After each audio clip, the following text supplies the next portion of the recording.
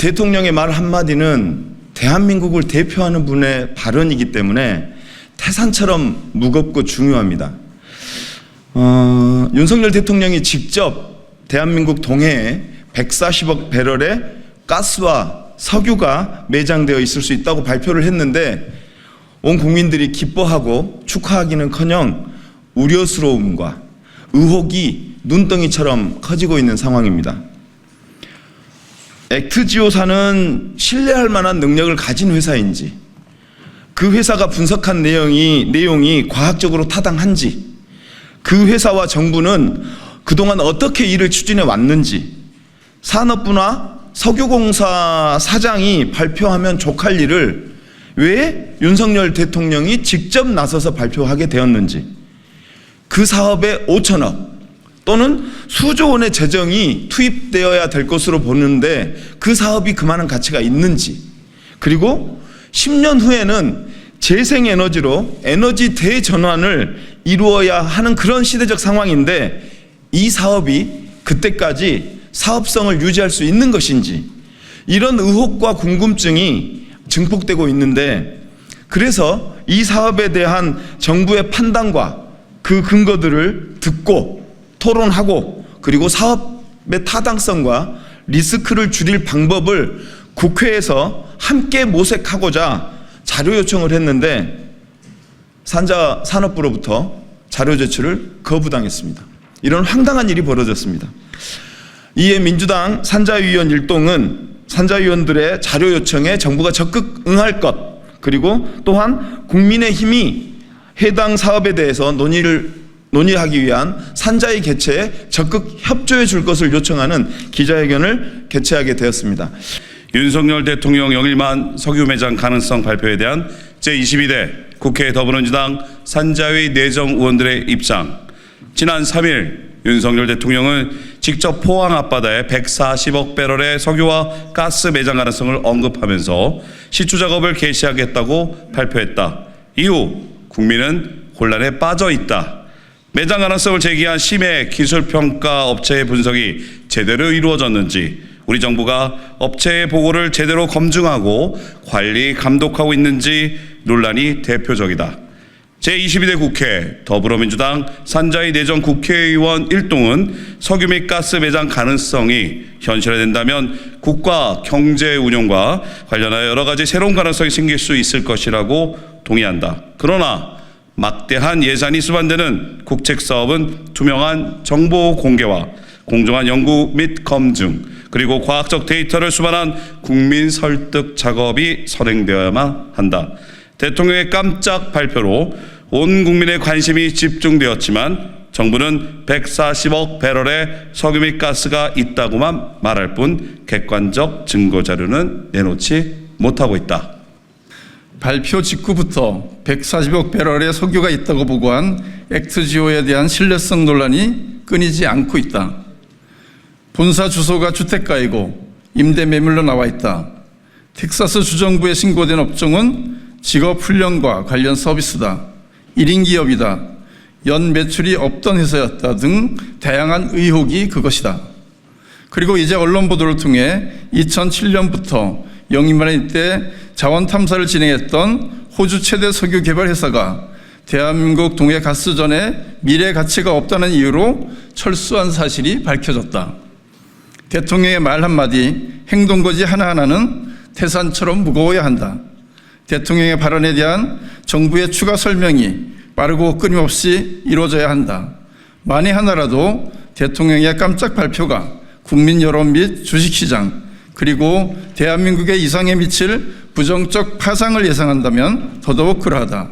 이런 점에서 대통령의 4분 깜짝 발표 이후 물리탐사 결과만으로 매장 가치가 현 시점에서 삼성전자 시가총액 5배 수준이라고 언급한 산업부 장관의 발언은 매우 부적절했다.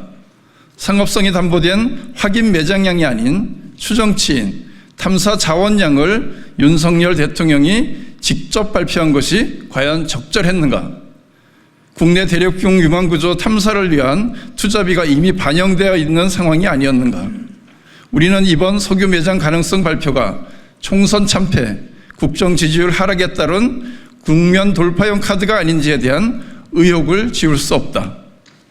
윤석열 대통령이 발표한 140억 배럴 가능성은 말 그대로 상업성이 담보된 확인 매장량이 아닌 탐사 자원량이다.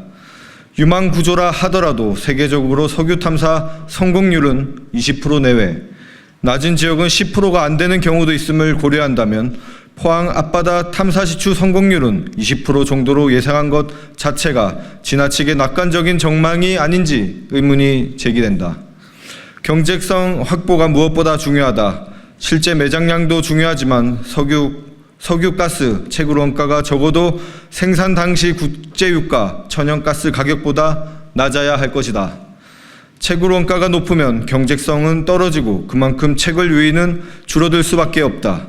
특히 재생에너지에 대한 천문학적 글로벌 투자가 이루어지고 있는 상황을 감안하면 화석연료에 대한 10년 후 경제적 가치를 지금과 같은 수준으로 비교하기 어려울 수 있다. 석유 및 가스 시추와 관련 정부는 국민에게 그동안 축적된 동해 심해 탐사 자료에 대한 업체의 심층 분석 결과를 투명하게 국민에게 공개할 의무가 있다. 또한 국회는 정부를 상대로 정책에 대한 자료를 요구하고 정책이 제대로 이루어지고 있는지 검증할 의무와 권리가 있다. 22대 국회 더불어민주당 산자위 내정 의원들은 산업부, 석유공사 등의 석유대 매장량 연구 및 검증 자료, 석유 매장 발표를 대통령이 직접 발표한 경위 등을 물었다. 산업통상자원부는 석유 매장량 논란 핵심 자료에 관한 거의 모든 자료 제출을 거부했다.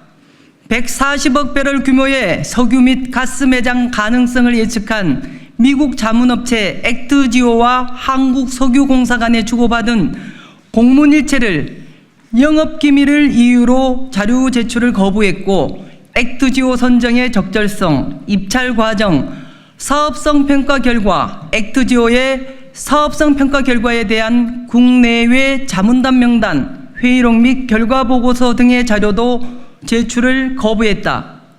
또 산업통상자원부는 대통령이 직접 발표한 경위에 대해서도 자료 제출을 거부했다.